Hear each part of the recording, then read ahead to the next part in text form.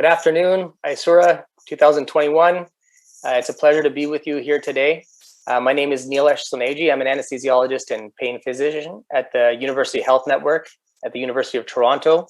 It's a great pleasure to be here. It's been a fantastic meeting so far, and just extend my congratulations and thanks to Dr. Vincent Chan and the entire organizing team for making this a great success. We are on the tail end of the pain track, as many of you are aware. Although there are some additional sessions tomorrow for alternate streams, we actually have saved the best for last today. So we have an opportunity to have we're going to engage in a debate format. So today's talk is specifically entitled, "We Need More Targets for Genicular Nerve Radiofrequency Ablation for Patients with Knee Arthritis." It's actually going to be a pro-con debate, and we're going to be able to do this through WOVA, and you'll be able to see it in your homes. And we have two excellent speakers. Both Dr. Philip Pang and Dr. Walega will be participating. Dr. Pang doesn't really need an introduction. You've seen him speak throughout the conference. He's a professor at the Department of Anesthesiologists and Pain Medicine at the University of Toronto. He's a colleague of mine, really a leader, a researcher, an educator, and really a pioneer in ultrasound for pain medicine. And as you may be well aware, he's the recent recipient of the John Bonica Award from ASRA and the Distinguished Service Award from ESRA Spain, as well as numerous other awards and accolades. It's great to have Dr. Pang here and allow him to elaborate on some of the topics that we've visited earlier in the conference. Dr. David Walega is going to be speaking first, and he's currently the chief of in the Division of Pain Medicine at Northwestern Medicine, and the vice chair of the Department of Anesthesiology at Northwestern University Feinberg School of Medicine in Chicago. He holds the rank of professor, and he's been practicing interventional pain medicine for over 20 years, both in the private and academic domains. He has a keen interest in knee osteoarthritis and is actually a site investigator on the SCOPE trial, which is an ongoing study of interventions for chronic knee pain. So really, it's a pleasure to have both of you here today. Thank you for taking the time. We'll start with a pro debate. So a pro debate specifically with regards to needing more targets for genicular nerve radiofrequency ablation. Without further ado, I'll ask the team to roll the video. Hello, everyone. My name is David Walega. I'm a professor of anesthesiology from Northwestern University in Chicago, and I'm so pleased to be invited to speak with you and debate this subject. We need more neural targets for genicular radiofrequency ablation procedures for knee osteoarthritis. Here are my disclosures. Knee pain from osteoarthritis is a known, ubiquitous source of chronic pain in North America. It's the most widespread joint disease worldwide, and at its basic definition, it is the failure of the repair process of cartilage in joints that are affected, and this results in knee pain, stiffness, and subsequent decreased functioning.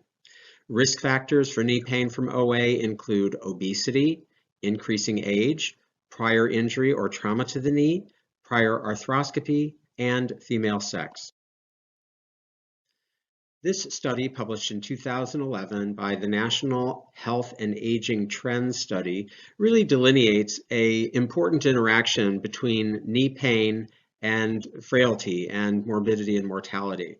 So in this study, patients were longitudinally followed, and if they had moderate to severe knee pain, they were much more likely to not be walking, which makes sense. If you're not walking, you're not exercising. If you're not exercising, you're probably becoming deconditioned, and the deconditioned elderly patient is going to become frail and subsequently become a fall risk. And it is that increased issue with fall risk that increases morbidity and mortality.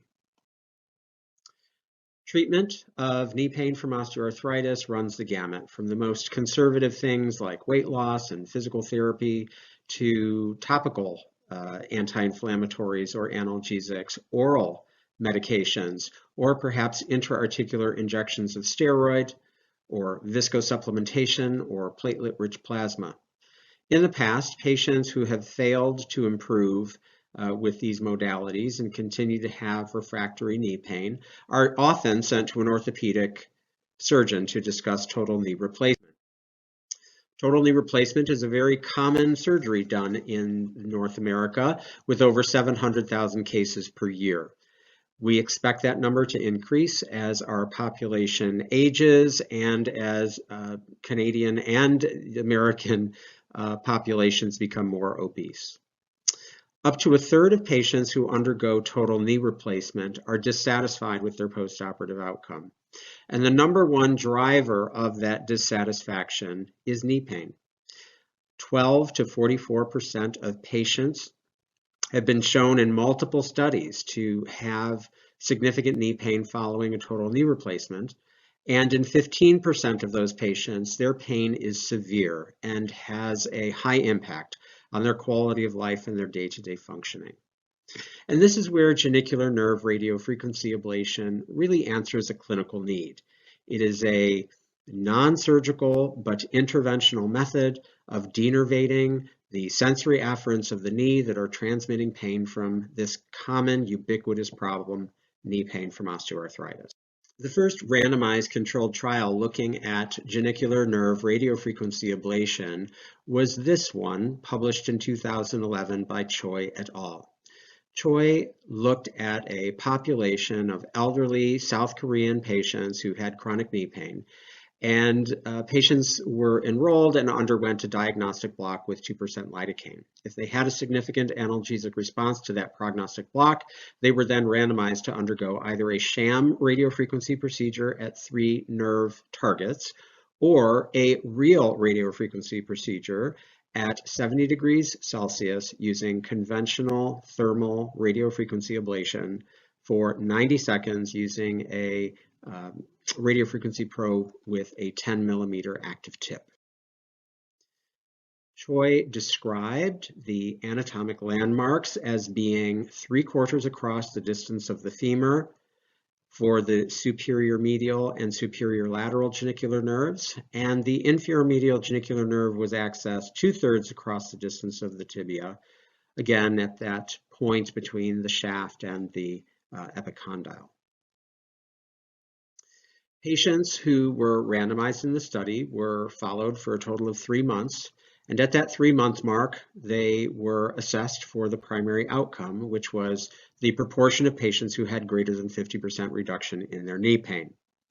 And they found 59% of those in the treatment arm had greater than 50% reduction in their pain.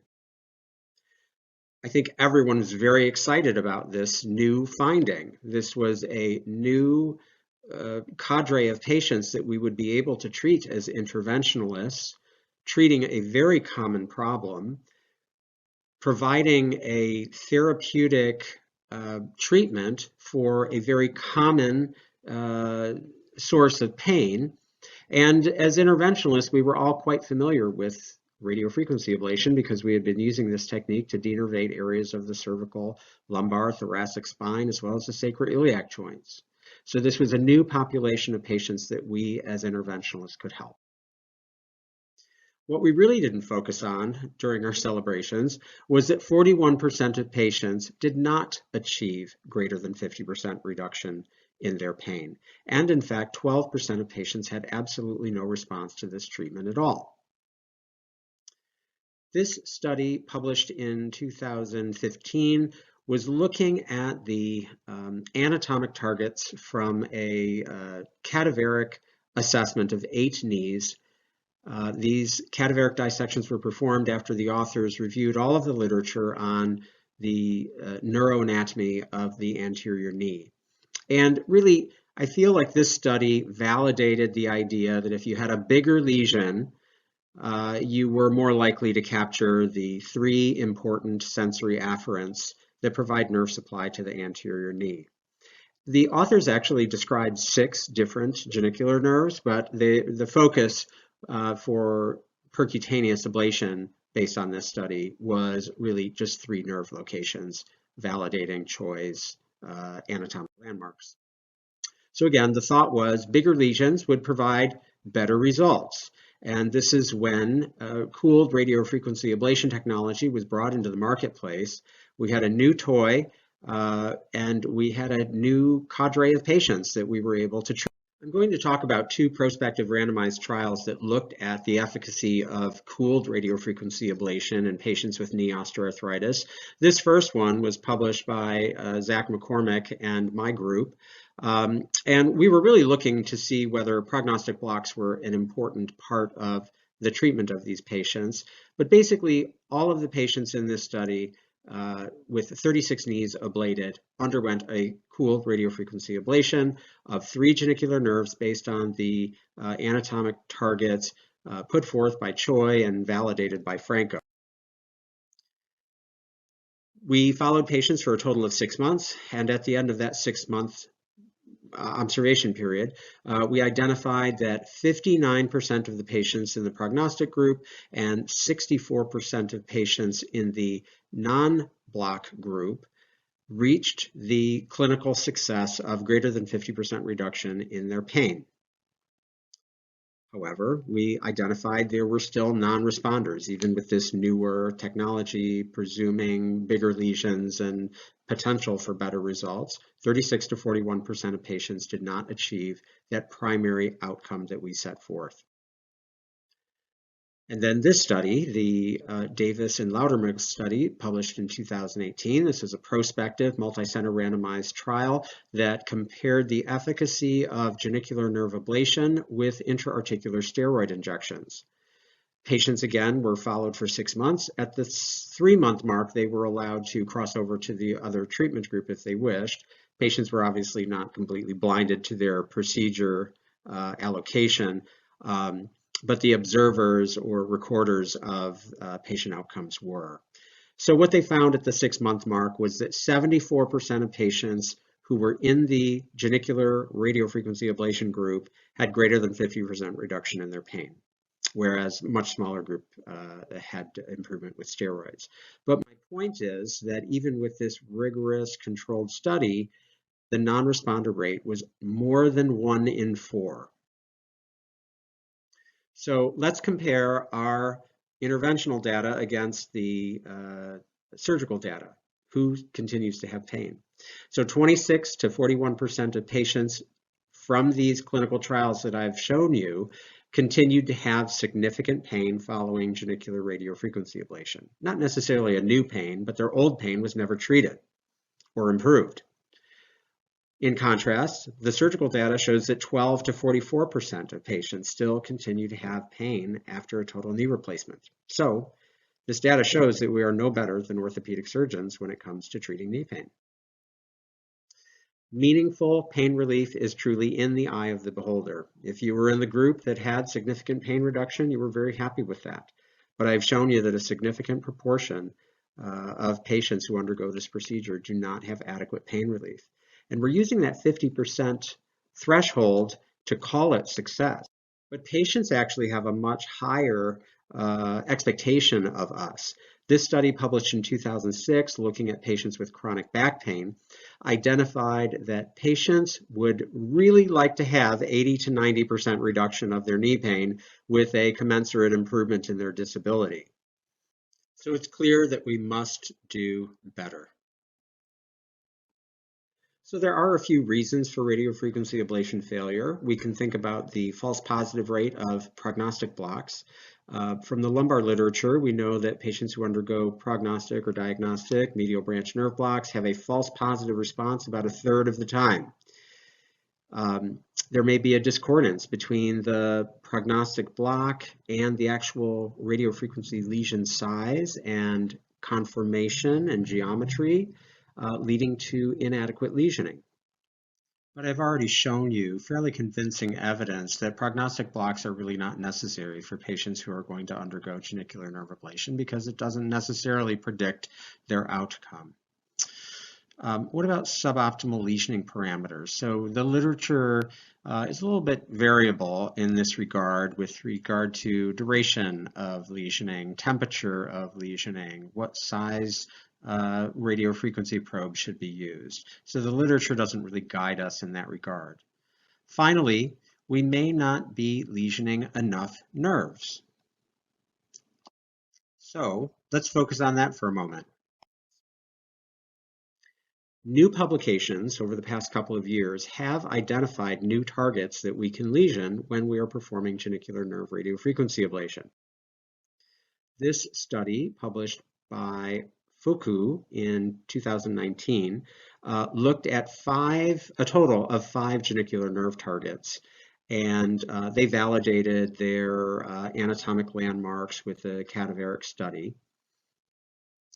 In this study by Tran, 20 knees were dissected very, very carefully, and the anatomic variability of each of these nerves was identified and anatomic targets were described. And so what this group identified was that there are a total of 10 genicular nerves, 5 which innervate the lateral compartment and 5 which innervate the medial compartment. So we are missing many of these genicular nerves when we are doing this 3 lesion technique, which is clearly inadequate. So we're completely ignoring nerves to the vastus lateralis, the vastus intermedius, the vastus medialis, the common fibular nerve, and the infrapatellar branch of the saphenous nerve, which are all delineated in the Tran study. Tran et al. Also concluded that there's a lot more variability in the anatomic location of the superior medial genicular nerve and the superior lateral and inferior medial genicular nerves than previously thought. So again, we're coming up short on what we're actually ablating. Those classic landmarks based on the targets put forth by Choi will miss the sensory afferents much of the time.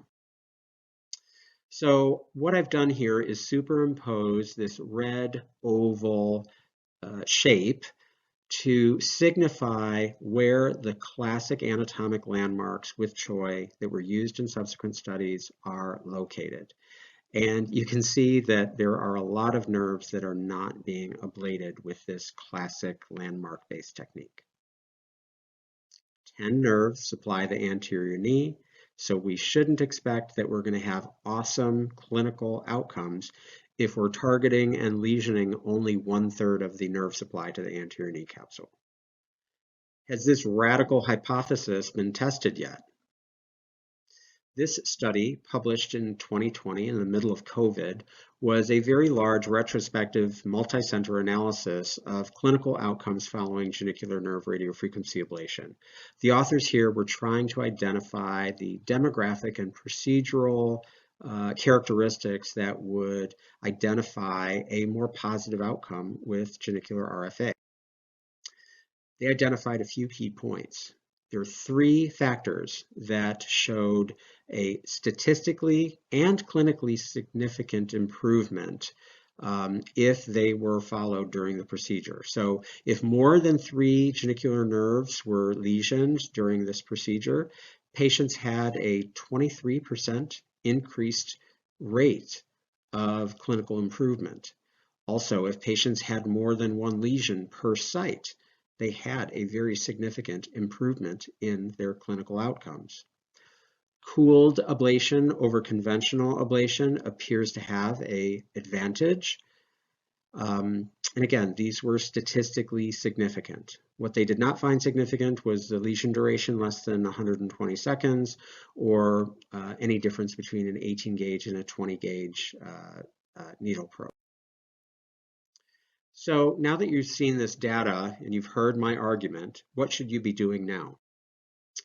You can go back to that Chen article and you can identify the anatomic landmarks for all of the nerves that provide the nerve supply to the knee, and some of them are new to us. You can also go to this article that was put forth by Conger et al. I was an author on this paper, wherein we are identifying 7 neural targets, including the vastus lateralis and vastus intermedius, seen in C and D. Multiple additional nerves are being ablated here. It does take a few more minutes to perform this procedure, but we are seeing clinical outcomes that are superior to what we saw when we were only ablating 3. Here's another cartoon of what is actually going to be ablated with those anatomic targets. We're also studying this strategy in a pragmatic trial that is multi-center and funded by the National Institutes of Health. The principal investigator is Steve Cohen out of Johns Hopkins.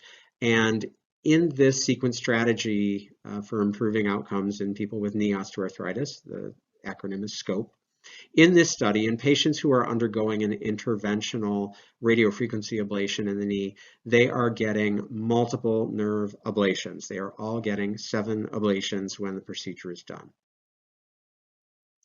So in summary, I think I've shown you that genicular radiofrequency ablation has a clinical place. It also has clinical efficacy in well-selected patients with chronic knee pain from knee osteoarthritis. There are anywhere from 7 to 10 neural targets for the knee, but our classical technique, which many people are still learning in different workshops and industry-sponsored cadaver courses, only 3 nerves are being targeted for the procedure.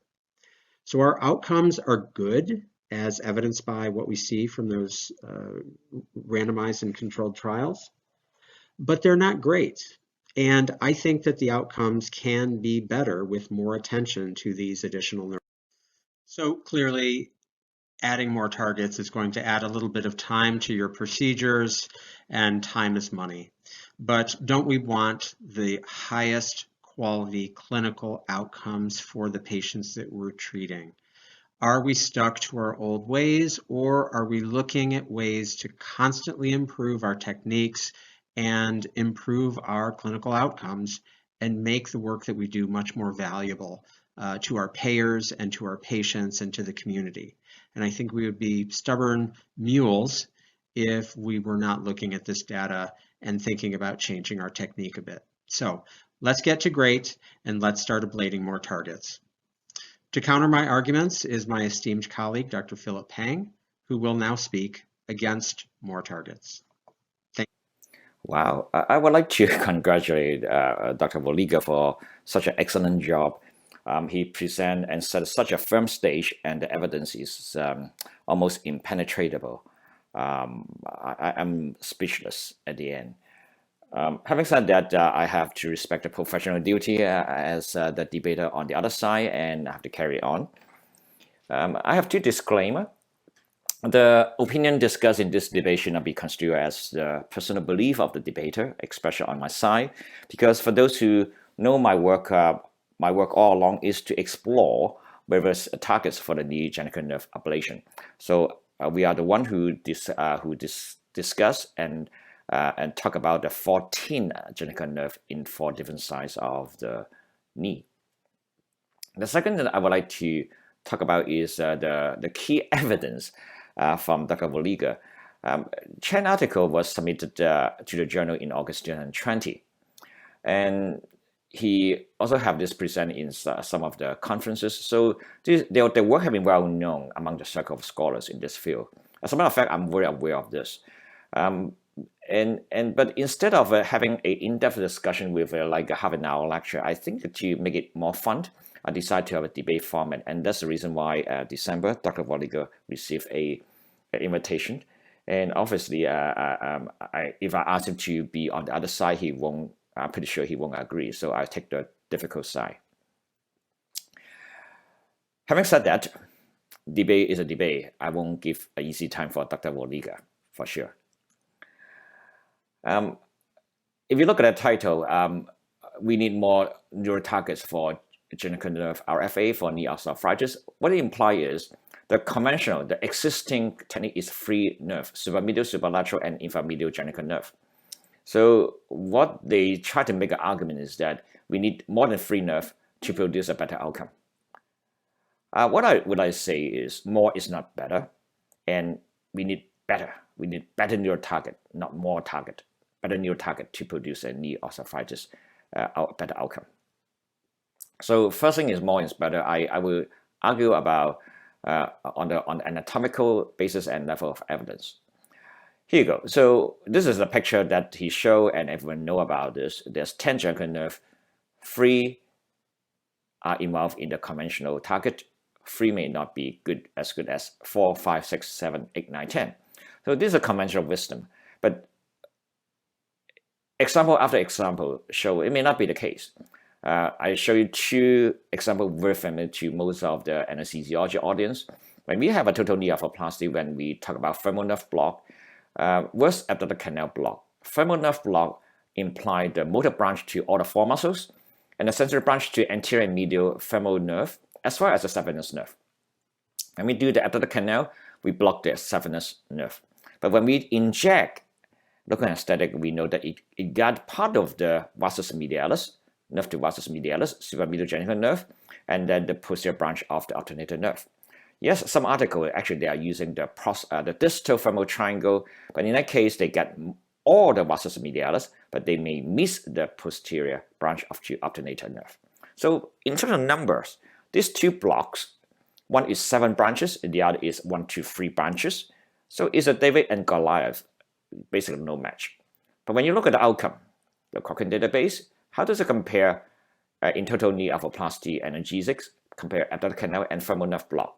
Pain score 2, 24, 48 hours. No differences. Dynamic pain score, same time frame. You can't see any differences. 24-hour morphine consumption, no differences. All right, so let's just have one more example. When we have the shoulder surgery, we have in a scaling block the C5, C6 nerve root, or we have a superior trunk.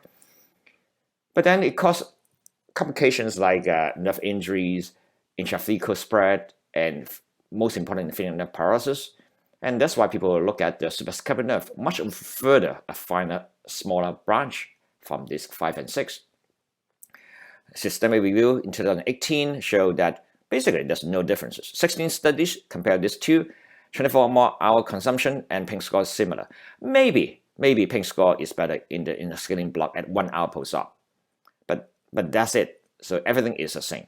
But in return, the supraescapular nerve block associated with fewer complications, especially in patients with obesity, sleep apnea, and primary disease. So I think that you get my point here. So I can keep on going. So more is not necessarily the better. Don't look down on those small guys. Okay, level of evidence. So the key evidence so far is this article from Chen. And wow, so I can see the eyes pop up from Dr. Voliga when he presented this. It's just like, wow, I got you. If you look at the methodology, they are retrospective study. Last time I checked the level of evidence, especially with this particular evidence-based practice report. It's here. It's fairly low in the totem pole here. And when you actually define this in the further, we have a clinical practice guideline, meta-analysis, systematic review, randomized controlled trial, cohort, prospective study, and they are just higher evidence than the clinical report or case report. All right. Well, you say, no. These are big numbers with regression analysis. Wow. Okay, so what is regression analysis? For a lot of people, it's almost like a fantasy box. We don't know what much. I think a lot of anesthesiologists are fairly average in the statistic, but they all understand the implication. To compare two groups, we have a Taiwan error, the p-value, and we need to understand the dispersion or the degree of uncertainty with a standard deviation, confidence interval, but also we need to criticize the data with the effect size and all this. So we have some understanding of all this. But the computer model statistician make the regression analysis so complicated, it's almost like a fantasy box. You just put the data there, you put the data there, and put the data there. And somehow with a spinning within the computer, it just gives you the truth.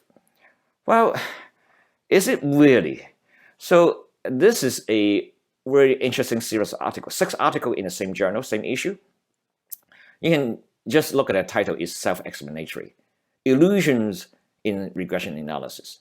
Illusion in predictability, how regression statistics mislead experts. All right, so let's start with this one. I just put some of the words from there. So there's no doubt that regression analysis often provides useful forecasts. That's not to minimize this, it's good. It's much more useful and more effective when they deal with small number of variables and large number of data. That's like population study with 20,000 patients. on 10 different variables. Will be good. But look at this. We have, well, I just lost count, maybe 30 variables, but 207 patients. So we need to just be careful about the type of reliability and the certainty about the outcome from this. The other is the correlation illusions. We all know that causation is not the correlation. Correlation is not causation. We all know that. They say that. Most of people know that. But because the regression analysis is so complicated, people tend to forget this. So after spinning all this, the magic box will give you the truth. And then just saying, when I look at the regression analysis, when they publish out, a lot of people just say, wow, that's it. We find the answer. Well, not that early. As a matter of fact, if you look at a lot of those studies, when you just look at those, like PSA, does it for prostate, does it improve the survival? All this say yes, yes, yes. But it turned out that when in the real life, it becomes more harmful. So be careful about those regression analysis. It can have an opposite result. And the other good example is this. The risk factor associated with the persistent surgical pain for total knee arthroplasty. If you recall those studies, when they do those variable independent, non-independent regression analysis, none of the study produce exactly the same 5 or 10 risk factor. They always have some hiccup and differences. Not until actually Azucuma produced with one of the largest number. And then they found one of the most important independent factor is just one, the acute post-op pain. And somehow is of these two studies, only covered by one study, is not even in the other study. So we need to have a critical mind to appreciate the regression analysis, especially so far there's only one. Let's have a deeper look on this. So the area that Dr. Voliga quote is, this is here. So let me just zoom this here. The outcome, positive, negative, when you have free genital nerve, 4 and more than 4. They lumped more than 4 or above together so that they have all this together as significant value. All right, let me just talk about this. One is the time factors. They start collecting data 2013, 2019. This is a very long time span. People get better and better. Both my kids, they were in high school at 2013 and they finished university 2019. And there is a time confounding factor that people get better and better. You can see the smaller number here because people don't do this expanded protocol until probably 2 or 3 years later, before. So you can see there's a small number. Ideally, we should actually have a comparison of the free genital nerve at the same time frame with this 4 or more. So that as a proper comparison, that's number one. The second factor I would like to talk about is they define the success rate is more than 30%. Then we have done the systemic review and look at the radiofrequency ablation study, and all of them they use 50% or more. So I'm not too sure why they use 30%, but if you look at this, it's crucial because this is a small number. Say if you have 4 failure, by raising to 50%, you have 4 of those patients not fulfilling criteria. That means you add 4 here. So that means you will become 20 and 10 from 4 to 1 ratio to 2 to 1.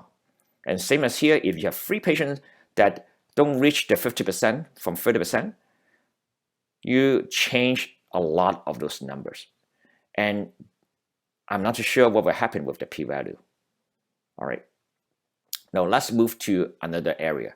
We need better target for the genital nerve ablation. This is the traditional target, supermedial, superlateral, and inframedial. You can do it with X-ray, ultrasound, and let me just zoom this for you. So let's have a look at this. The supermedial genital nerve is an orange color. We overlapped 15 cadavers, so you can see there's a dispersion variation in the nerve. For one individual, there's variation. There are 3 different branches, but 15 individual, you can have a lesion at the same spot, burn one of the nerve, but then in another patient, you may not burn at all. Same as a superlateral genital nerve. The inframedial is fairly consistent. To make it a little bit more complicated is, the Belgium group suggests that in order to burn the supermedial or superlateral geniculate nerve, the target should be much more posterior. Okay, so there's a certain truth about this. We settled those disputes with our study because when we look back, we find that actually they are right, they are wrong. So what we find this article is very interesting is we find that the supermedial geniculate nerve have 3 branches, 1, 2, and 3. The conventional lesion actually take away one of the 3 lesions, but then they somehow involve one of the 2 of the branches of the nerve to vastus medialis medial branch.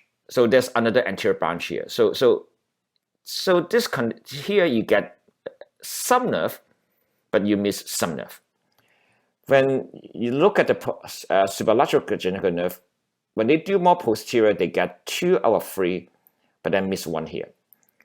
But then when you do the conventional one, you also miss the big chunk, but then you get the nerve to vastus medialis.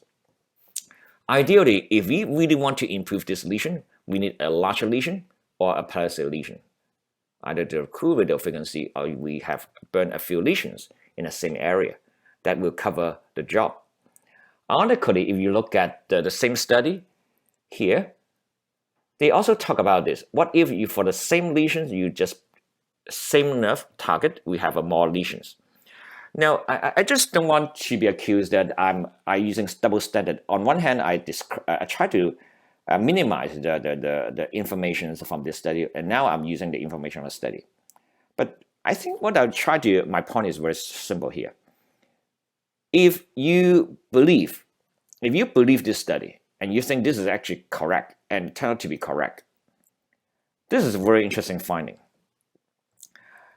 What they find that if you compare 3 nerve target with more than 3 nerve target, the success rate is significant from 57 or 58% here, whereas 80%, 80 versus 58. But then when you create more than 1 lesion per nerve, that means you're using what I just suggest, a palisade lesion or cool radial frequency. The success rate go from 79% to 58%. See? Basically, they are indistinguishable in terms of numbers. So I will make the same argument that instead of using more nerve, burning more nerve, if you're actually using the existing nerve but actually build a bigger lesion to deal with the variability, probably it will give you much higher success rate. One last point here is the study used the expanded protocol here, the nerve to vastus medialis and nerve to vastus lateralis. So let me zoom this big for you. So what they have done is nerve to vastus medialis. They using the same target as a supermedial geniculate nerve, except they put a needle a little bit further anterior and make it more superficial. So here is a D1 here. D1 is the nerve to vastus medialis, a little bit more superficial, not touching the bone. The nerve to vastus lateralis is much higher, 5 centimeters above the patella, and they make it against much more superficial. They are not touching the bone. Half to 1 centimeter. And you look at this, the A1, this is the target. You are not touching the bone at all. It's like suspended in the air, but suspended in the tissue. Why?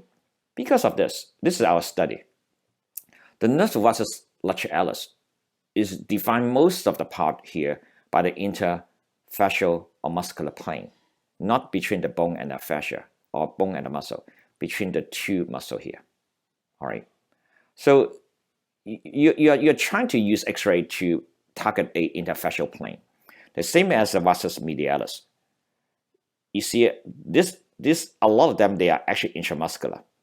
Again, they are putting the needle a little bit more superficial away from the bone because they know it's actually not close to the bone. They are actually intramuscular. By using an X-ray technique to get into a nerve that's defined by interfascial plane, I think we need a little bit more proof. If there's one thing you learned from the CHOICE study 2011 for the geniculate nerve radial frequency is that they rushed to do the procedure without validating the procedures. It reversed. Actually, they rushed and produced a good outcome. And then somehow they are lucky that the 5 different anatomy studies show it's approximately there. All right. So I think we are rushing a little bit here. I don't think any study have validated the X-ray guided procedure in these two nerves. And the nerve dividers intermediate is the same story, but just for the interest of time, I'm going to skip that one. I think in summary, the conventional landmark produced good clinical outcome, but I agree with Dr. Wallega, there is room for improvement. Now, many examples from anesthesia literature show that more nerve is not necessarily better. Compared with when we say better than the crucial nerve, when we actually have the nerve that's important, I think that is important, but not more than crucial nerve may not be important. And recognizing there's some evidence that more nerve is better, that is Chen's article. I think we need to put the science to prove it, not to rush to a conclusion. That means we need to have further study, further regression analysis, further randomized control trial, but not to rush to do 10 nerve to avoid unnecessary procedure for the patients. You're doing much more nerve without any proof. And current target need large lesion to cover the variability, and that's very clear in terms of the basis, but again, we need those studies to prove it. And at this present time, the evidence of this is the same as the other one, as I showed in Chen's study. Both are the same evidence. So the concern over the accuracy of a new target, I think the new target, the vastus medialis, lateralis, and intermedius, they need validation. Thank you very much. Well, thank you very much, Dr. Wallega and Dr. Peng. As I said, we were going to save the best for last, and this has turned into a bit of a boxing match. I think the audience is thoroughly confused about whether more targets are needed, whether larger targets are needed, and how we should be optimally performing these radiofrequency techniques. So initially, when we had this debate idea, and I was asked to moderate, and I thought, of course, I have to be neutral and objective. And then I found out my colleague, Dr. Peng, was one of the debaters. So that proved a little bit problematic for Dr. Wallega. But I have to say, in the spirit of fairness, we're going to give Dr. Wallega an opportunity for the next 10 minutes to provide a rebuttal and make some additional points. And then maybe we'll give Dr. Peng a chance as well.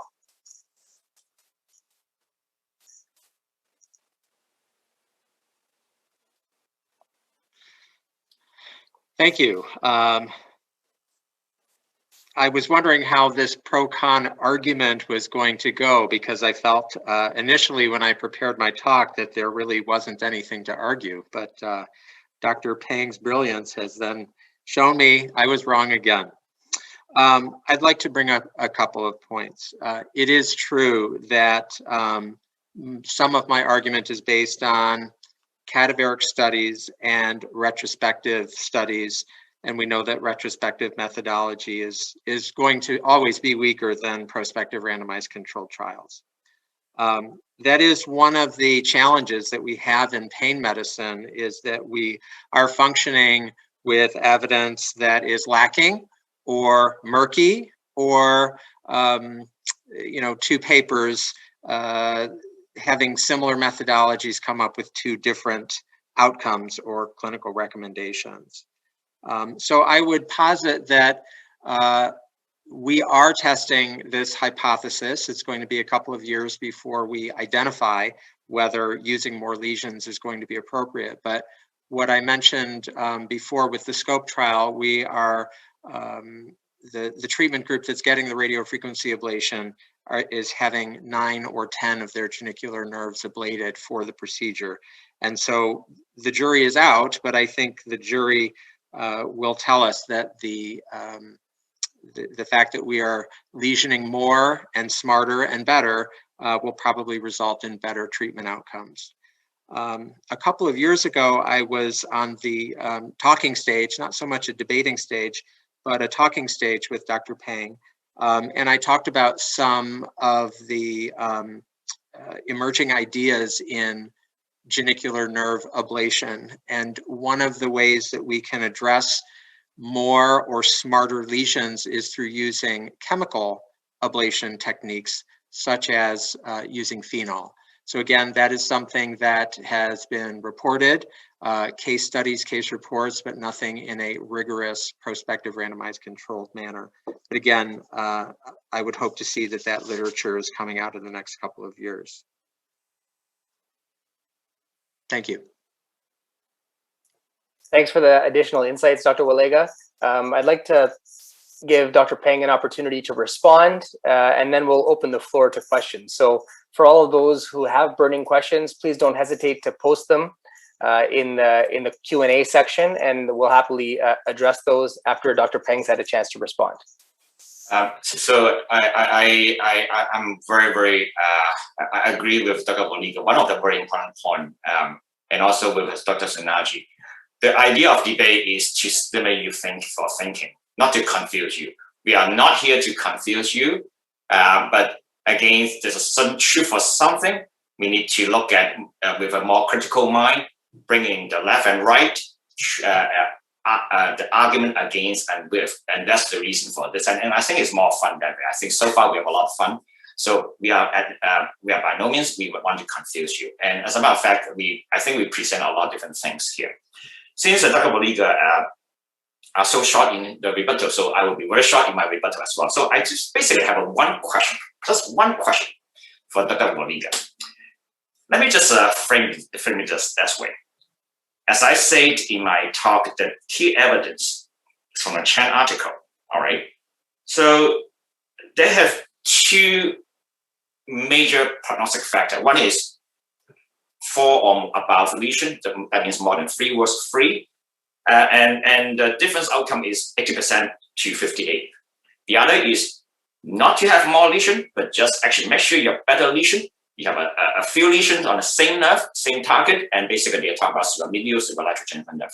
So they are not looking for more target, but better lesion. All right. And the advantage of this, again, the outcome is from 79 to 58. So one is 80% was 58, the other is 79 to 58. If you are a statistician, you will agree with me 100%. Basically, they are indistinguishable. My question for Dr. Walega is, why do you pick one out of these two outcomes and just build on your argument and say, well, more is better? And when they're basically the opposite, so is it because of a debate you just pick one out of two? And if you just pick one out of two, are you actually, is it constitute to a cognitive bias? You are just having a bias, not to respect the two contending conclusion. So for the sake of argument, I just want to see what Dr. Walega respond to this. So I would say that if you're doing more than 1 lesion per site, that is more than 3 lesions. So, you know, assuming that the clinicians who were doing these procedures did move or adjust the physical placement of their RF probe for that second lesion per site, that is technically more than the 3 lesions that are in the classical technique. Last time I checked, the title is "We Need More Nerve, More Neural Target," not more lesion. But anyway. So again, that more than 1 lesion is probably more than 1 target. If the needle is being moved, as you showed, there's significant anatomic variability in the location of those fibers and branches, patient to patient, and doing a second lesion per site is, or second lesion per site is an additional target. So I'll just jump in and ask if we could just have all 3 speakers on the screen. That would be great. And while we're waiting for that to happen, I'll just ask Dr. Peng to respond specifically with regards to the idea of doing more than 1 lesion. Or if you're increasing the size of your lesion, as Dr. Walega has pointed out, then are you technically incorporating more nerves? And as a result, are you then performing a lesioning of more than 1 nerve? What would you say to that, Dr. Peng? So ignoring the study done by me, okay, because ignoring the study done by me, I think the argument is we know the nerve, the position are so variable. I mean, Dr. Walega agreed with that. No single supermedial genital nerve, no single superlateral genital nerve are in a definite spot within 1 centimeter in diameter. So they can go up and can go down. So in order to hunt those nerves, you need a strip lesion to make it bigger, even for that nerve. So I think the bottom line is knowing that the nerves are not in one spot, they can be from here to there. So we need a strip lesion, and that's what's shown by those. We are talking about more lesion per neural target, not more neural target. So that's number one. The other thing is I forgot to comment on the David. So yes, I remember we have a good time some years ago. The alcohol is not in this topic, but just let you know, the biggest prospective trial for alcohol involving 60-something patients actually already published in the journal from another society, WIP. And as a matter of fact, we are doing a very large randomized control trial using alcohol versus exactly the same as I think you were involved in the multi-center study with Chicago Davis study. We are using exactly the same paradigm, same protocol, but exchange the LFA with alcohol. So we are doing a large study right now. So yes, something is coming very soon. Terrific. But let me just take that aside. In that alcohol study, we use ignition. Okay, so just I know. So it's not a confess of the failure, basic of the debate. It's just that let you know. I think between Dr. Wallega and me, we know what's going on. But for the sake of argument, I think we have to be very careful when we involve more lesion. We need to not to commit the same mistake like 2011. We need to validate, and we need to know whether are they really doing the same job. Is a nerve target for the nerve superficies lateralis and medialis? Are they actually on the right target with X-ray? Something I have a little skepticism. Those are really interesting insights, and I think we've seen that certainly we need to have broader coverage. The discussion was had regarding a strip lesion, and Dr. Pang's mentioned that. Dr. Wallega, do you have any thoughts on that? Do you conduct RFA using a bipolar technique, or is it a monopolar technique? Do you perform strip lesions, or is it individual lesions at each level? We're doing monopolar lesioning. I have not done bipolar lesioning. I think one issue that we did not bring up during either of our discussions was issues of safety. There are a couple of case reports of there being hematomas, infections, skin burns. I think we need to be careful as we all move forward if we are doing smarter lesioning or smarter targeting, that we attend to the safety for our patients. There's always a debate of which is better, fluoro-guided or ultrasound-guided, or should we use both? And one of the issues without ultrasound guidance, if you're doing these procedures, more lesions, bigger lesions, strip lesions, bipolar lesions, whatever the case may be, if you're destroying what you think is more neural tissue, remember nerves usually travel with a couple of blood vessels. And so we need to be weary of that. I have seen a couple of small but significant hematomas in a couple of patients over the past 7 or 8 years that I've been doing radiofrequency procedures on the knee. Thanks, Dr. Wallega. Dr. Pang, do you want to respond to that? So what you say is right. The more needle we put in, the risk is. So for a bipolar, whatever, the number of needle entry will be less than 10. So I agree that there's a risk of hematoma. The more needle you put in, the risk is even higher. I'm not asking for 10, but I'm asking for maybe 2 or 3 lesions per nerve. I'll interject for a moment and pose a question to you both that's related to the topic we're discussing.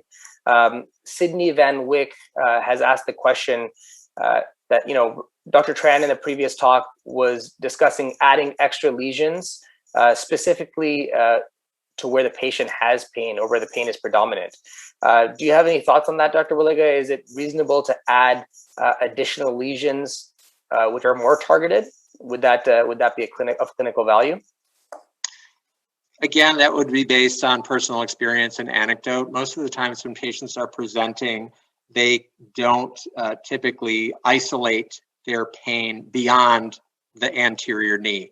On occasion, maybe 10 to 15% of the time, I have patients that say specifically, just the medial side is bothering me, or just the lateral side is bothering me. I have not addressed that sort of clinical scenario with specific diagnostic blocks that would only block those particular areas.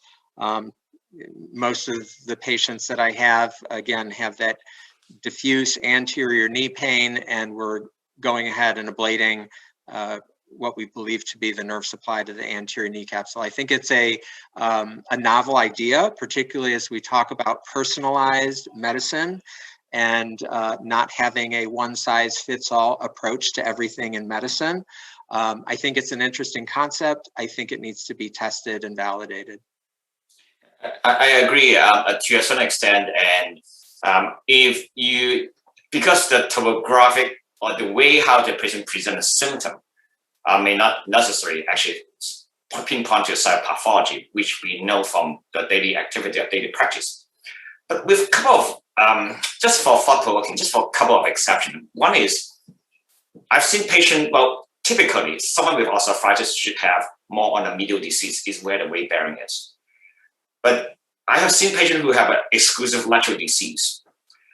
I will be very uncomfortable against, it is more the theoretical. I agree we need more randomized control trial, but I think if we just, if someone have a major lateral disease and we only do the lateral lesion, or maybe one, I feel a little bit not right. So yes, I would do it for that. At the minimum, I would do the inframedial, infralateral, the RFA, the recurrent fibular nerve. And I think Dr. Bodiga and us, we have a lot of mutual respect. If we talk about RFA, the recurrent fibular nerve, and I do have a lot of things to talk about this, but I think it's very safe.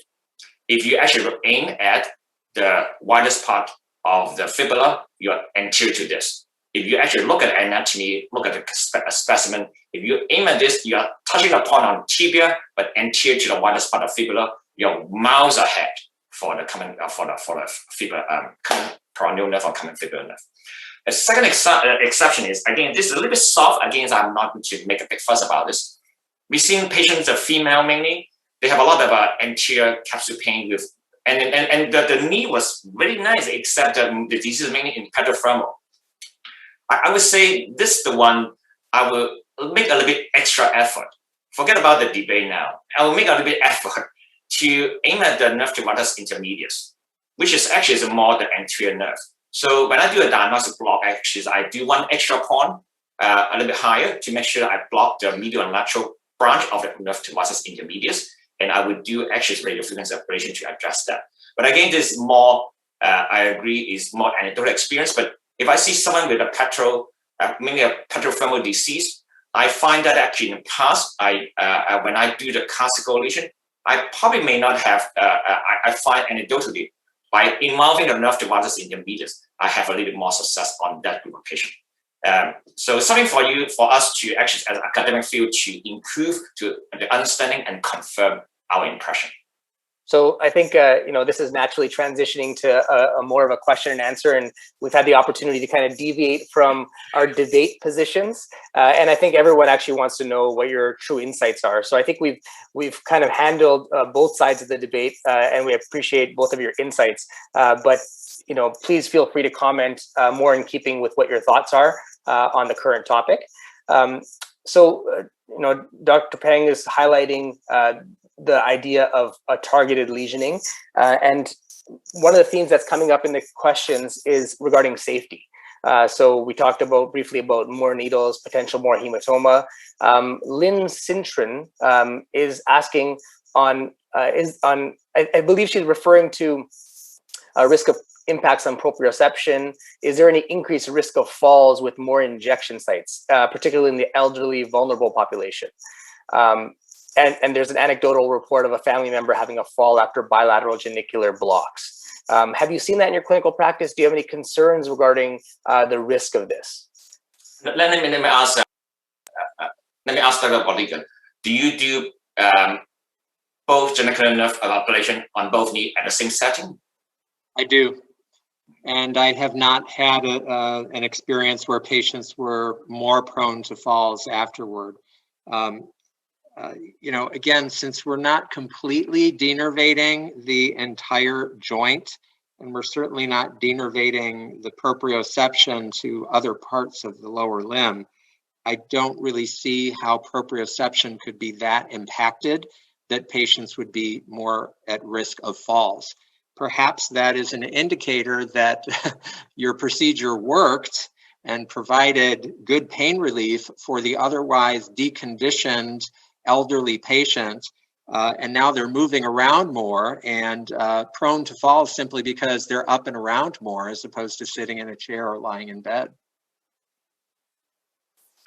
So there's two possibilities. One is doing such a good job, the pain is less, so the patient explore a little bit more and then more mobile and fall. The other is you just create more pain, because think about this, like if you do 5 each, say not 3, not 10, 7 in between, 5, you put 10 big needles there. And we still have to respect it's a procedure. So, and if if someone with a bilateral total knee, they will have a very, very cautious team around them, make sure that they're mobilized cautiously. If they have 10 needles, I think we should be very careful in terms of someone at home to make sure that they are not, they have to go to bathroom, they will go to bathroom escort and have someone with them. Recognizing actually is fairly number of puncturing of needles there. There may be some soreness as well. Perhaps that leads into a natural question about, perioperative care for these procedures. Do you provide sedation, and do you have a protocol for discharge?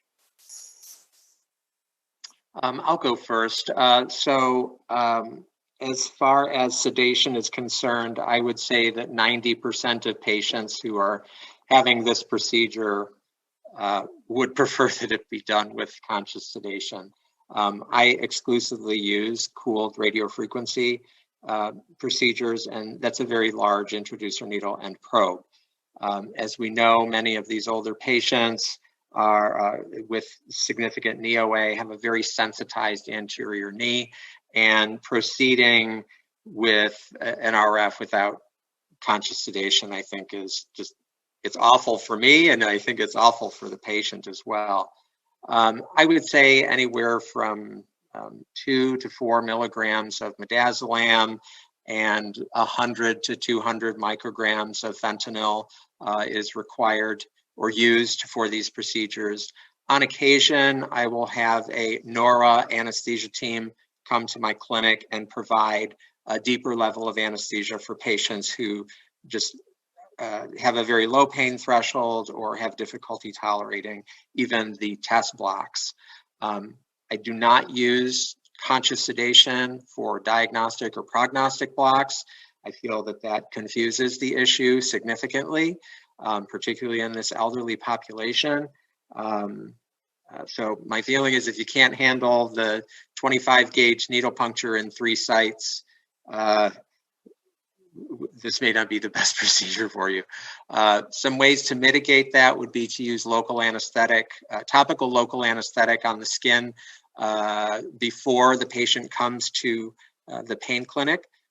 Many of you who have practiced pediatric anesthesia have utilized similar things like EMLA cream on a proposed intravenous puncture site to alleviate the pain in that population. So think about using that in your folks who are coming in for knee procedures. As far as a protocol for discharge, we keep patients for at least 30 minutes after they were given their last dose of conscious sedating medications. And they're evaluated by a physician, often my fellow or resident, prior to discharge, just to make sure they're awake enough and steady enough to walk out with an accompanying friend or family member. We always give, we are very generous. We give some sort of light sedation to the patient. Patient not having sedation would be something occasionally, but I would say majority of the patient, we have some light sedation. I also try to manage the expectation. So most of the patients, they are fairly, so remember that Canada and US, so by the time the patient come to us, they go through a lot of hurdles. The waiting list is much longer. So they already deconditioned. So not like US like this. So we don't. So once they have a procedure, so I always ask them, just make sure that take it easy. Make sure someone at home, treat them like a king or queen, so that when you don't have to make your own food, someone bring you the food, or so that you don't have to just on your feet all the time.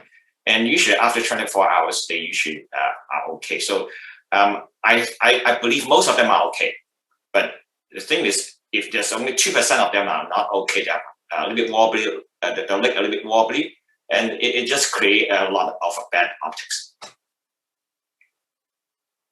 Thank you very much. So I think the audience is interested in knowing, well, really what you do in your individual practice. So I know, Dr. Wallega, you mentioned you're part of the study that's looking at 7 lesions, I believe.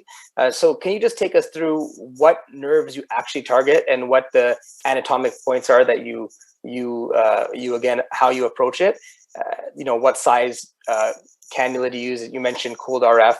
So just to give the listeners a sense of your clinical practice, and then we'd like to hear the same from Dr. Peng.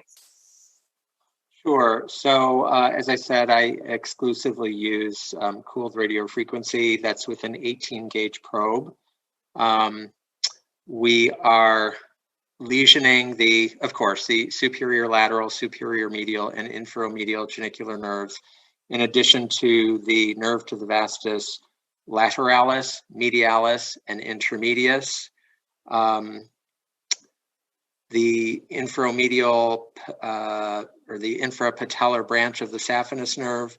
And I am starting in some patients to ablate the recurrent fibular nerve. So again, classically, one of the things I've integrated into my practice is I don't want to be the first one doing something revolutionary. I would like to see how other people integrate into their practice and see what the safety outcomes are.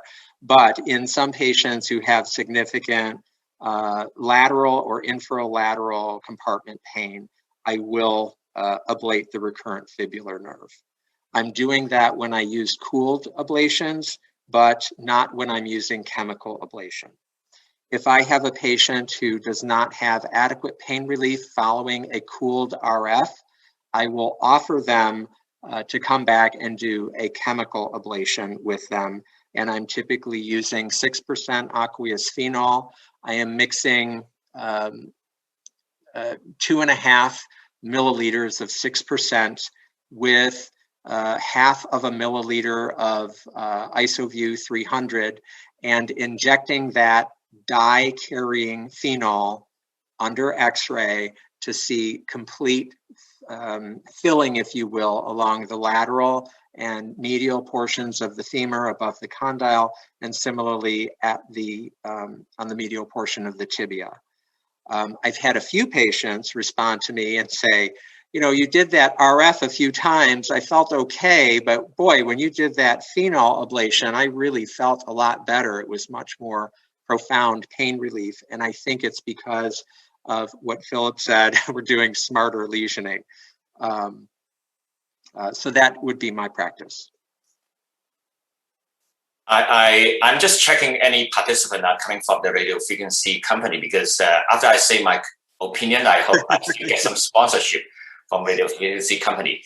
So probably I checked with David, so people know is I'm trending more and more doing chemical ablation. So what I do is, so first of all, I actually agree is we don't want to be the first one to have a problem. So we actually published a prospective, not retrospective case series, 63 patients. We published that one. We find it's fairly robust. And we are improving this. We are doing 8 points. Again, forget about the debate. I do 8 points. Which 8 points? I do one finger above the patella in the anteromedial anterolateral area. The aim of this, all my points are aiming at the nerve in the muscle bone interface. I will not do anything that using X-ray and put the needle in the intermuscular or intermuscular plane, because I don't think X-ray really tells you. Well, needle are in between the plane. So everything I choose, the 8 points are between the bone and the muscle. So the first 2 is one finger breath above the patella in the anteromedial and lateral is to address the nerve deposits intermedius, medial, and lateral. The second is a conventional one, so conventional target. The third is actually the Belgium target, much more posterior. And so I address because I know that actually I will give a very complete supermedial, superlateral. So this 1, 2, 3, 4, 5, 6, and the 7 and 8 is inframedial and infralateral. I do reconfigure enough. I use the target when we actually work with Dr. Tran, my PhDs, and now is a postdoc. So in front of the widest part of fibula on the tibia is the safest part, and you get all the reconfigured nerve, and you're far away from the common fibula. So that's common. The other thing is I now combine X-ray and ultrasound. So I understand why Dr. Bolliger needs to use contrast. The best contrast is ultrasound. So I put the needle there. I actually use the ultrasound to see that the needle, when I inject something, I inject a local anesthetic before I inject alcohol. When I see the fascial plane spread there, I don't need contrast. It's the ultimate definition of the plane because I cannot imagine I put neurolytic agent in the muscle. And that happened in my first 63 study patients. There is some patient initially, accidentally, without the hydrolocation, the alcohol go to the muscle. So I use alcohol. I find that the aqueous, I have aqueous 6%, they don't have a very good result. So just because it's just weak. So I use 100% alcohol. I put 1 cc to 1.5 cc of those bupivacaine 0.5, and then put on a needle. And so that I wait for at least 5 minutes so that the local anesthetic soak in, so that when I inject alcohol, first of all, for sure, they don't have pain. And number 2, I don't dilute my alcohol. So that is the thing. So we are trying to do the RCT, exactly the same that Dr. Bolliger and your group multi-center study, except that I'm using alcohol involving 3 big centers. And well, we'll see. But so just let you know, so it's a debate. At the end, I confess, I do actually have more neural target, but I think it's good to actually have something to talk about the truth and criticize them. But yes, since you push me, I use 8-point alcohol injection. That's very helpful, and thanks for providing an honest insight, Phil. Can I ask, just because there may be some practitioners who are not currently using alcohol or phenol, do you have any concerns regarding safety when you use these for periarticular or denervation procedures? So you mentioned, sorry, just to highlight, you mentioned the importance of not injecting intramuscularly, for example. So far, actually, the experience, I have done quite a number of those, and then in Brazil, that the group have done a lot. I think the major early experience, the problem is actually related to the injection in the muscle and causing swelling. And so, but it's localized and resolved within like 3 weeks. So this is intramuscular. But then the second thing is you worry about, now you inject chemical agent between the plane, between the bone and the soft tissue. Will you increase stiffness? Interesting, in our publication, the prospective cohort, 63 patients, we use a WOMAC. For those who know WOMAC, remember you have pain, you have a stiffness, we have a different category. The stiffness, the WOMAC subscale on stiffness actually improved substantially with the chemical alcohol phenolysis. Substantially. So it's not decreased, it's not the same, actually improved. So if anything, I think I'm very, very sure that the alcohol are not causing stiffness or irritation enough to affect the locomotion. Yeah, and from my personal experience, I would say, out of 100, 120 patients who've had phenol, we haven't had any bad outcomes. No skin burns, no operator burns or eye injury or chemical burns for the folks that are doing the procedure or the surrounding folks. But be aware that is a biohazardous material that when you're done with it, get it out of your procedure room. You don't want that sitting on your back counter when the next patient comes in, and then it gets mixed up with something that you think is bupivacaine, and you end up doing an ablation you did not intend. So be very careful with that. It's a hot potato. But if you use 100% alcohol, when you have some left over, put it in the orange drinks, it's a good walker. So we have a little bit more time, and I want to ensure that we get to a couple of the participant questions. Before we jump into those specific questions, I just want to ask, at the end of the day, volume spreads, and we've seen that with the Peng block studies, and for diagnostic blocks, this likely is a significant contributor. So, Dr. Wallega, you mentioned earlier that there was, a study that I believe that, I'm not sure if you were a co-author on, but that suggested diagnostic blocks may not necessarily be predictive of outcomes. Do you offer diagnostic blocks? And if so, what are your specific targets and what volume do you use? So great question. Yes, that was my then fellow, Zach McCormick. I mentored him on that particular project.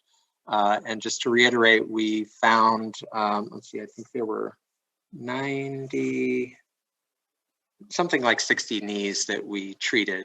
Half of them were allocated to a prognostic block group, and they went on and had a radiofrequency ablation if they had greater than 50% reduction in their pain.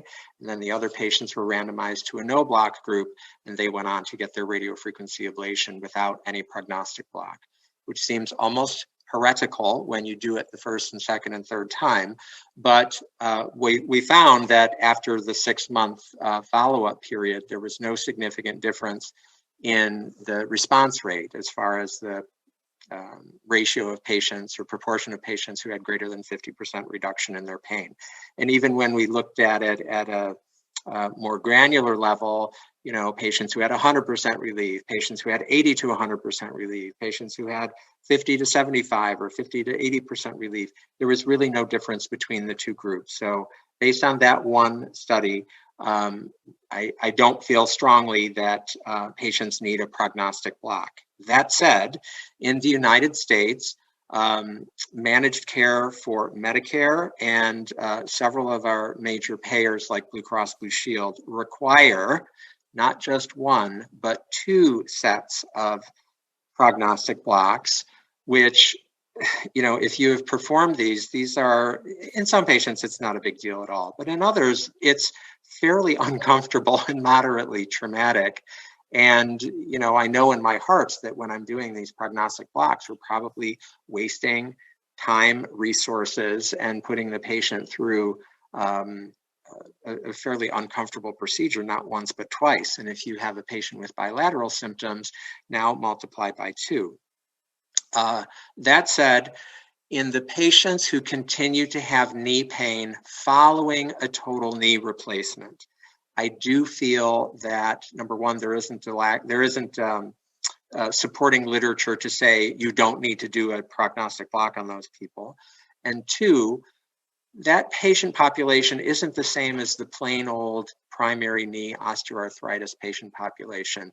We're really not sure what is mediating their pain at that point. So I do think that if you have a patient with chronic knee pain after a total knee replacement surgery, you should be doing prognostic blocks on all of those folks and do them carefully.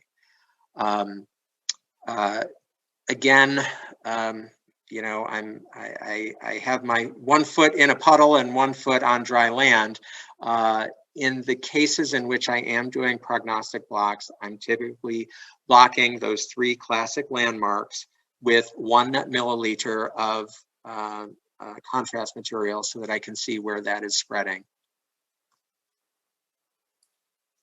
Thank you. Dr. Peng, you want to comment? So I do. Actually, I agree everything that Dr. Wallega said, but just add a little more elaboration. So I'm so glad that Dr. Wallega conducted a study, because anytime when we talk about diagnostic block, is influenced by the pre-test likelihood.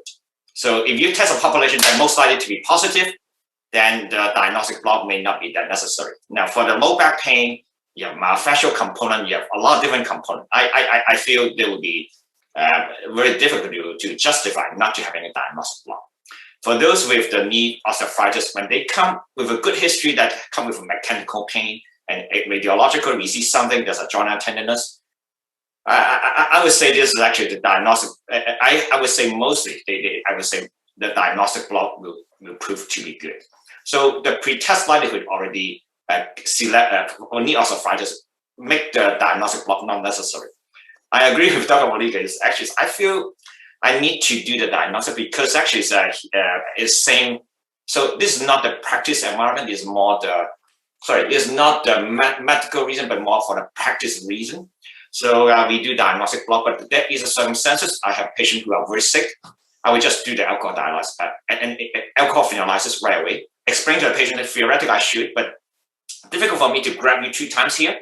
And so I would basically just go ahead. It would work, it work. It doesn't work, it doesn't work. Something about the post persistent pain after the total knee arthroplasty. If you think about why they have pain after the procedure, if assuming there's no patellar neuralgia, assuming the prosthesis is good, basically there's 2 types of problem. One is we call ascending problem. The neuronal network, from whatever reason, just actually keep expanding, and the other is a descending problem. For the ascending problem, a lot of time actually is I don't know Dr. Bonita's experience. When I do a diagnostic block, and some of them they last for a few months. So I don't know why, and I actually I don't even need to actually do anything for them. And so far the success rate is very not as predictable as we call the naive primary patient with osteoarthritis.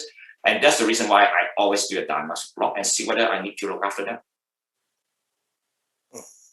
Another point with that, as far as timing of blocks and when to do the procedure, we have a lot of patients on anticoagulation therapy. And, you know, if you're talking about taking a patient off of their anticoagulation therapy 3 times, you know, we start getting a little bit nervous. So I always get clearance from the patients, cardiologist or hematologist, whatever the case may be, to make sure it's going to be safe. And they usually give me red light, yellow light, green light. In those patients who are a red light, of be very, very careful. If this patient is off of their anticoagulation therapy, they have a moderate to high likelihood of having DVT, PE, whatever. Then we will do the prognostic block and the procedure in the same day. So come in the morning, do the prognostic block, walk around, hang out, make sure that we have a positive response, then have them already blocked on the schedule to undergo their radiofrequency ablation. And as we've both said here, most patients have a positive response to that block and they're going to get the procedure. So fast track that patient for their own safety and minimize the number of times they're coming off of their anticoagulation therapy. Thanks for the insight, David. So I'm just going to target and make sure that we've answered all the questions from the audience. So one point, it is more of a comment that was made by Virginia McEwen, is that just to be devil's advocate, the study by Koshi et al. In 2020 used a trident lesion in 7 targets under fluoroscopy, and they had more than 82% of patients in their case series achieve greater than, I think, 50% pain relief. So that's just, I think, more of a comment. But Philip, do you have any thoughts on, if you're not using phenol, what is do you use the same nerve targets? Are you using those 7 or 8 nerve targets? And do you use trident needles, or you mentioned bipolar as well? I don't know if we got a clear answer from you on that. So I do both. So for the radiofrequency ablation, medial, I always put 3 needles. So one is actually a conventional target. One is more anterior and cephalate. The other is posterior and caudal. So create a strip lesion. And actually it turned out that I did it even before Focal from Belgium, talk about the lesion, the variance of the supramedullary genital nerve. And so if the patient have severe disease, bone on bone on both medial and lateral, yes, too bad. Then I have to do another 3 lesions on the lateral side. But otherwise, I will do 3 lesions on the supramedial, supramedial quadrant, 1 lesion on the superlateral, because actually usually it's not that bad, and then 1 lesion, and on the inferior area. But alcohol, I think is very fast, because now I'm an ultrasound person. I'm also X-ray person. With ultrasound and X-ray combined together, I do 8 point. I find half an hour. That's it. Very fast, easy, and it's so easy to do the alcohol. So that's the way to train me a little bit more away from doing radiofrequency ablation. It was do you want to comment on that, David? Go ahead. Yeah. So in the United States, there is a payment differential between radiofrequency ablation of the genicular nerves and chemical ablation of the genicular nerves. And it's quite a significant difference. You get paid a lot less for the chemical ablations, even though I feel, and Philip's data is probably going to show us that it's probably more effective and faster than, and more efficient than radiofrequency ablations. But, you know, we don't reward efficiencies all the time in the United States. The other issue with that study that was referenced, I don't think there was a control group in that. I would just be weary of that. Remember that the trident lesion is, in essence, creating a bigger lesion. And when you have a bigger lesion, you probably have smarter or better targeting of the sensory afferents that you're going for. So you can say, you know, by any means necessary, get a big lesion as long as it's safe. Yet I wouldn't change my whole practice based on one prospective case series. Thanks very much. Just to capture, again, one more audience question. It's changing gears a little, and I'm also very mindful of the time. We just have about 3 minutes left. There was a question about intra-articular, intracapsular pulse radiofrequency of the knee. And there's some parameters specifically given about outcomes, 10 millimeter tip, 3 to 5 sessions, 3 to 5 minutes. There's some, you know, I guess the overall question is really pulse radiofrequency. Do you have any thoughts on that? And this is specifically for regards to intra-articular pulse radiofrequency. I mean, I don't do that. I don't understand how pulsed radiofrequency treatment, again, this is not ablation, I don't understand the basis by which that can work. I know there's a lot of literature out there that has compared